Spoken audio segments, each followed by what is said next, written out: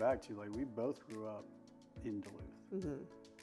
And it's interesting to see the change. I mean, that was 40 years ago. And That's so disrespectful. In my head, I'm still 25, so I'm like, 40? What are you talking about? Yeah, it's been that long. We're old. But yeah, I mean, even the growth, it seemed like everybody kept moving further north.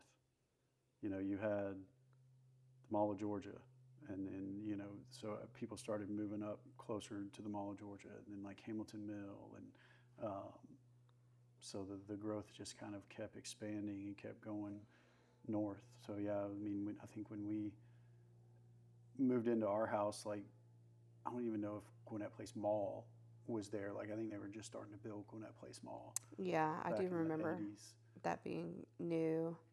I mean, even like when we were in high school, we went to Duluth High School. I don't know if you had any friends at North Gwinnett. So our kids, obviously they go to North Gwinnett. That seemed like so far away, even though it was like 15 minutes up the road.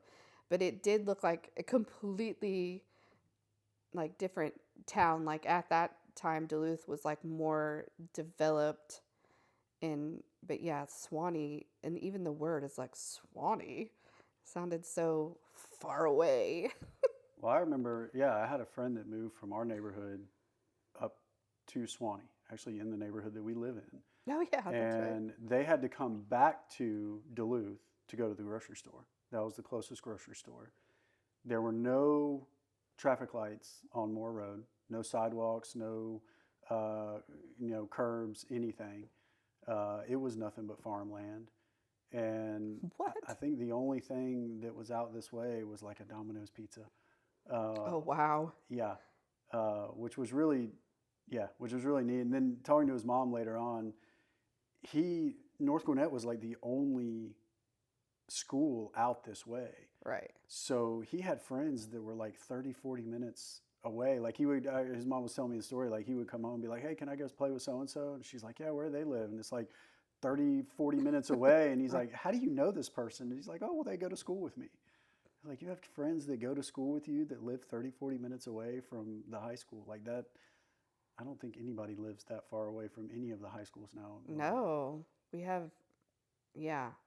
I do remember that, like, about Duluth, too, that there were, before Collins Hill, like, opened, everybody over from, like, that side of Lawrenceville went to Duluth, which, I mean, that's like 30 minutes away, which is crazy. Like, we both lived, well, you were a little further away from the school. I lived 5 minutes away from the school. So, like, I just can't imagine a 30, especially with some of the people on my bus, like a bus ride, 45-minute bus ride. I would be so done with that. Yeah, and driving, you had to drive to another town to go to the grocery store. Yeah. Like, my absolute favorite thing about living in Swanee or like in the Gwinnett area is that everything is here. Oh, yeah. Like it's a requirement. Like I am just accustomed to convenience at this point, because I'm like, it's a requirement that multiple stores, because I shop at multiple grocery stores. So I'm like, I need the Sprout, I need the Aldi, and the Fresh Market, well, maybe I do more than a couple. But yeah, like, I love that everything is, I mean, like, in a 10-minute distance. You gotta have a Target. Yes. Our daughter prefers Walmart, and there's one of those too. And then you have to have coffee. And I'm not talking about Starbucks. Like, I do like the Starbucks, but we have like really good coffee shops everywhere. Yeah, I mean, I think that is a big thing about Gwinnett is, you have everything you need within a 10-minute radius, like you say. I mean, there's tons of good restaurants and coffee shops, grocery stores. Like, you've got everything you need right around here. You could literally not leave, and then you have downtown Swanee, and you have downtown Sugar Hill, and you've got all the downtown areas, which I think is really neat. Like a lot of the downtown, city areas in Gwinnett have have those kind of like live, work, play, where there is townhomes, condos that you can live in right there. They've got shops and restaurants that you could walk to, and then they have, of course, like Swanee has Swanee Town Center. They've got concerts, and I think pretty much something going on all the time. Food trucks. Yeah, food trucks and the farmers market, and I do love that. 5Ks and just about anything. Sugar Hill's got the bowl where they do concerts. And, the movie theater and all that. Like it's just right there. Yeah. Now, I personally could never live, like, I love those areas. I just could never live, like, there because the parking, like, I feel bad for all those people who live in those houses and those townhouses behind Swanee Town Center, because every time there's an event, you can't go anywhere because people don't listen to where they're supposed to park. I just couldn't. I, like, love to participate, but I also love that we, like, live away from the traffic and the parking situation. We are in a little sweet spot, in our town where even though there's definitely traffic all around us, like this one road, it's like a little slower pace down here on Moore Road. Yeah, I do feel like we have a good spot. We can hit 485, Peachtree Industrial, all of that is right around. And yeah, we do kind of seem like we're a little sheltered from the traffic and the hustle and bustle that's going on. It's nice to kind of get in and get out. Yeah, I remember when you were working at the other office down in Peachtree Corners, like, it was literally dumb that it took you 45 minutes to get home from Peachtree Corners. And now your office, being downtown Swanee, like, we're spoiled because it's like, it took me 7 minutes to get home. And that's on a bad day. On a bad day, yes. So when I get stuck at the traffic light on Peachtree Industrial, we have made life really convenient for ourselves, haven't we? Have work here, and the kids' school, like, literally, what is that, like 6 minutes? Chase's might be a little, because he's still at the middle school, like a little, further down the road. But I feel like North Gwinnett was a good choice. I think it was. I mean, we moved here to, for our kids to go to school, and our plan is to be here through the time that they go to school. So, I think we made a good choice. I know both of us, I think, are a little unique in the fact that we didn't really move as kids. Like, I think I was a year and a half when we moved into our house and stayed there until, after I graduated from high school. I think you did the same thing. I know that there are a lot of people that moved around a lot, but, I went to elementary school through high school in the house that we lived in, and went to school with the same people throughout, which, I think was beneficial for us. I think it, there's a lot of character building that happens if you move schools and, have to meet new friends. But we were fortunate that we, stayed in the same place. Yeah. And our parents, both of our parents stayed in that house, like, even after, like, we graduated. I do think that's interesting now. You really don't see that a whole lot, where people stay in their houses for, like, a long time. But I hate moving. So You've mentioned that before. Yeah. So I think that's a big motivator. And I just, like, it's not that I don't like change, but, like, this is home. I don't know how to explain it, but yeah, I'm not a fan of the actual moving process. Although, it was a good move. It was a good move. A necessary move, from old Sugar Hill to Swanee. You have a client right now. He said he was moving like 1,200 miles away. Like, I can't imagine that. I it does all because we didn't move growing up. It does always, I'm always talk to clients. They're like, oh yeah, we're moving across the country, or we're moving 5 or 6 states away, or yeah, 1,200 miles up the road, and I think some people are moving back home, or moving back where their parents were, or something like that. Yeah. I think that would be a little bit easier move, but to move somewhere where you know no one, Right. um, Like you, or yeah. one person, maybe it's your child, or your parent or something like that. But yeah,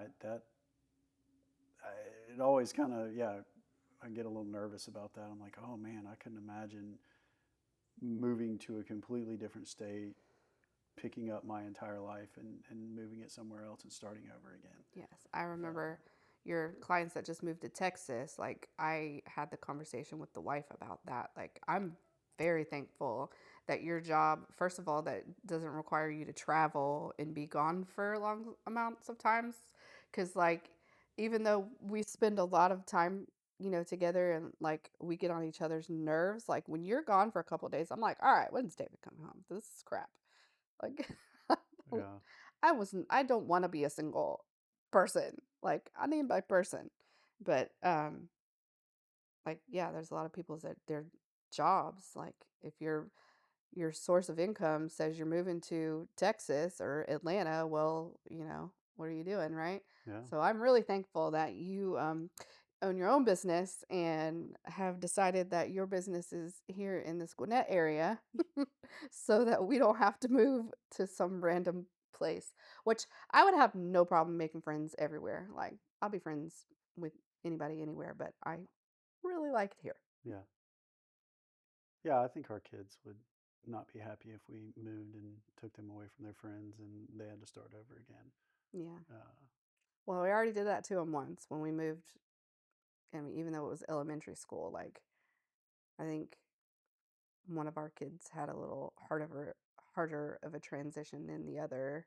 I mean, ended up being fine, but like, yeah, I think especially I think that would be hard when they're older and it's like really established friendships. That would be really. I mean, we've had that happen a couple of times in our cul-de-sac where our kids have made friends with the neighbor across the street, and then they moved, and that was super sad. mhm. Luckily, one of them just moved up the street, so we still see them and everything. But yeah, see, I just like it. Maybe I don't like change. So when you're Yeah. talking to clients, um, and they're looking, when they're giving you their criteria, they want, a house that they can grow their family in. They want to be close to their, jobs. They want the convenience, and and have you ever had a time where like they're really set on a certain area and you've had to, share the pros and the cons of living in that certain area? Well, I think that's what you do. I mean, try and figure out what their goals are, what their reasoning is, what they're trying to accomplish. Do they want to be close to their job? How far out are they willing to, be from their job or drive? I mean, I've got a client that lives in Brazelton that works at the airport. Which, What? but that was, he was okay with an hour commute. He works kind of crazy hours, so he misses a lot of the traffic. So it really, that's okay for him. So, you kind of got to figure out where people are, because normally no one wants to be an hour from their job. Um, but that was something that they were willing to do, and wanted to be in a, pretty specific area for their kids and, the community and everything. So you really got to figure, really drive down and drill down what people want. And then you kind of go through the pros and cons of, okay, you know, and I do that with houses too. It's like, okay, you said you didn't want stairs, and now we're looking at a 2-story house. Are you sure you're okay walking all these stairs? Um, so there are some things that you just kind of question and make sure that they're thinking about all of the things that are involved with it. Um, so yeah, I mean, I think we're talking about Gwinnett. Like there are definitely pros and cons of Gwinnett. I think we've hit on a lot of the pros of everything's everywhere. You have everything you need. Everything's in close proximity. If you're working in the Gwinnett area, or even if you're working closer to downtown, like it's not a terrible commute to get there. Um, but there are a lot of people that live in Gwinnett. Mm-hmm. You know, so that is something that you have to take into consideration. I mean, that there you have everything you need right around where you are, but you also have a lot of people that want that same thing. Right. And I think a lot of people, especially when you get into smaller areas or whatever, it's like, oh, well, I'm here, but I don't want anybody else to build around me, or I don't want anybody, I don't want them to develop this neighborhood next door because, the reason I moved here was because, of this, buffer or, natural area or whatever it is. Mm-hmm. But I like all the conveniences that I have, but you can't shut the gate when you come in. There's going to be more development around you. That's something that I try to point out to clients a lot too. Is if they have, it's like, oh, look at all these woods behind my house. I'm like, okay, well, if you don't own those, that wooded area, someone could very easily come in and build a house there, or develop this into a neighborhood, or Right.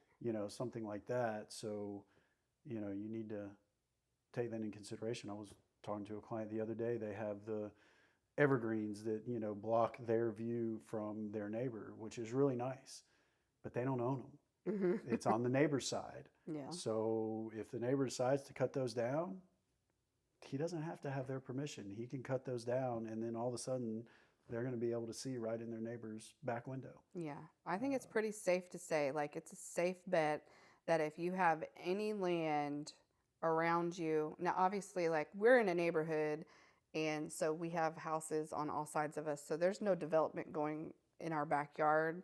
But it's pretty safe to say, like, if you're on the outside of a neighborhood where, like, or if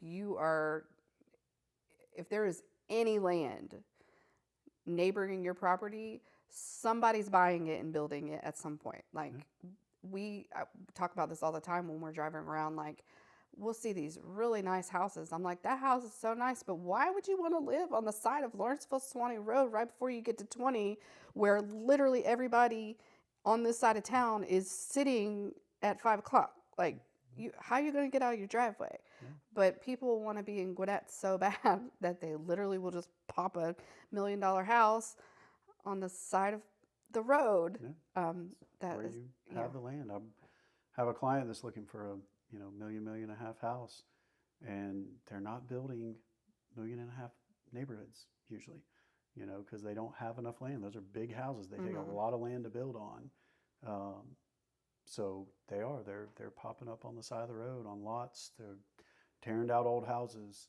I mean, we even had up the street from us where there was an old house on a bigger lot, and then there was another lot next door. Somebody bought the lot next door and put $3 million houses right on top of each other. Right on top of each other, right next to each other, and they will sell. Somebody will buy them. I know. It's crazy to me because that is not appealing to me at all. I mean, we have neighbors and they're in like average proximity, but I look at those houses and I'm like, they can definitely see what's going on in your house, like from their kitchen. It's like, oh, look, Bob is in the bathroom.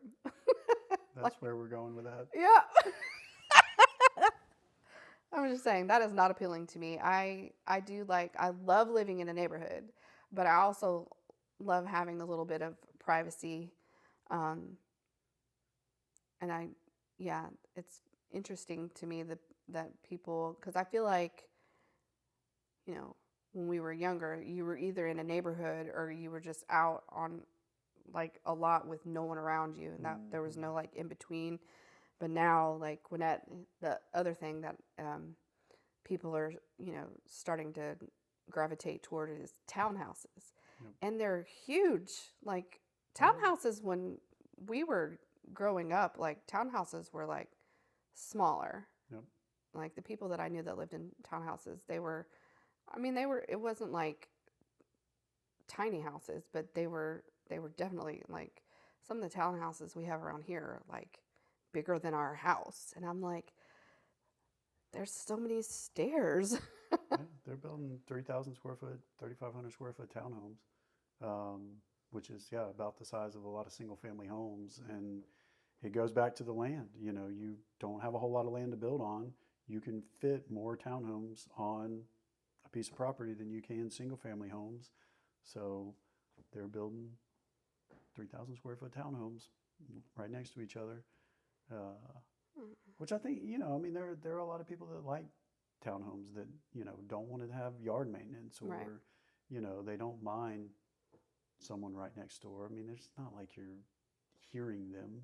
There's Right. buffer, you know, sound buffers or firewalls or something like Yeah. that in between. But it does give you an opportunity to move into an area that you may not have the opportunity to move into if that's, you know, and that's usually what's important to people is Right. the area that they live in. And we have so many parks around, so yeah, it's like you don't have the now I don't do any yard work, so it doesn't apply to me. But I would be highly motivated by no lawn maintenance if, you know, I was in charge of the lawn care. I think that is something that Gwinnett has done well recently. Is for every development they have to have a certain amount of green space. So they are building a lot of parks with walking trails and playgrounds and, you know, athletic fields and all Hmm. that kind of stuff that people can go to, you know. And I think that helps if you're in, you know, a townhome or something like that where you don't have a yard. You can go to one of the parks that is, again, there's what, 4 or 5 parks that are probably within five Yeah. minutes of our house. So And they're all different too. It's yeah, really, I like that. You know, even at Swanee Town Center, like with their new development, like the original Swanee Town Center, that's, you know, the original downtown area, and now the one with the water park, I forget what they're calling it, but like it's a completely different feel, even though you're just across the street. yeah, You know, one is more crowded, and then the other one I feel like is more like serene, and that bridge is really cool. Like when we went over there, like just walking across the bridge, and you kind of can see, you know, the city a little bit, and it's really cool. And we went to that trail in Sugar Hill, the one that's pretty new. I don't know the names. yeah. This is terrible. I don't know the names of anything. But the one that's pretty new over there, Level Creek, and like that was a really nice trail. Um, so yeah, they have done that well, and I love our like the athletics. Like E. Robinson Park, in particular, reminds me of Shorty Howell. Like every Mm. time I drive by there, and you see like all the families and the little, you know, t-ball players, and it's so sweet. But it reminds me, like even though this is like a hugely developed area, it still has some small town feel about it in, you know, certain places.